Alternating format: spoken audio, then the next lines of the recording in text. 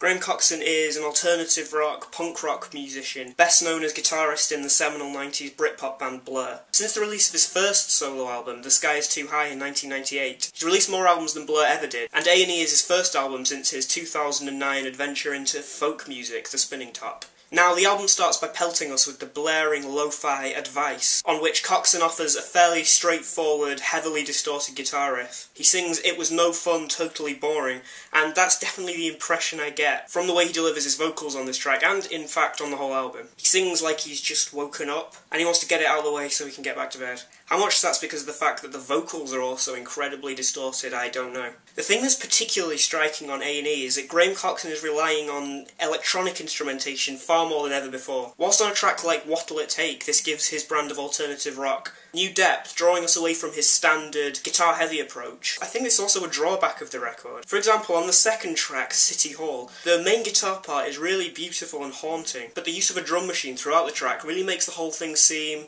and I don't want to use the term lazy, but it makes it seem almost cheap. And another thing to add is that by this point, Coxon seems to be almost trying too hard to get that lo-fi, do-it-yourself garage feel. And that combined with these 80s style synths, whilst it may sound interesting on paper, really does not translate well on the record. Another issue I have with the album is that it seems to promise a lot, but rarely delivers anything hugely exciting. Knife in the Cast is a perfect example of this. The whole 6.5 minute track really feels like it's building up to something massive, but it just never does. And the last track, Oh Yeah Yeah, is such a massive anticlimax. It doesn't fit with the rest of the album stylistically, it just feels like an afterthought, stuck onto the end after the album hadn't really ended up going anywhere. I'm going to give A&E a 5. I like a lot of the music on the album, and it's something I could jump up and down to a bit, but on the whole the record offers nothing new, and what it does try to offer feels forced and quite unnecessary. In fact, with Graham's earlier catalogue of work, the album itself feels unnecessary. That was a very concise review. If you want, you can tell me what you thought of this album, and also tell me what to review next.